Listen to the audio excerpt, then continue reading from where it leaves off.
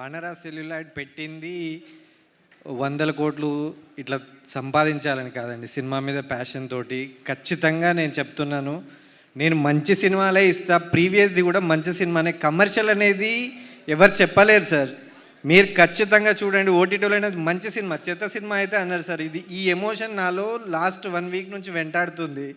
And next నేను మీకు ఈ సినిమా ఇస్తున్నాను సార్.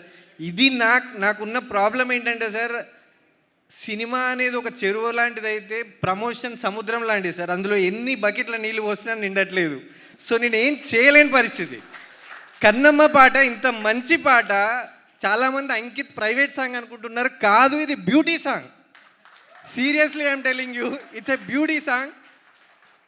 సో ఇంత మంచి సాంగ్స్, ఇంత మంచి ఫిల్మ్ ఇచ్చాను నేను. ఖచ్చితంగా జస్ట్ మీరు నాకు రీచ్ చేయండి, ఆడియన్సే దీన్ని దుల్లగొట్టేస్తారు.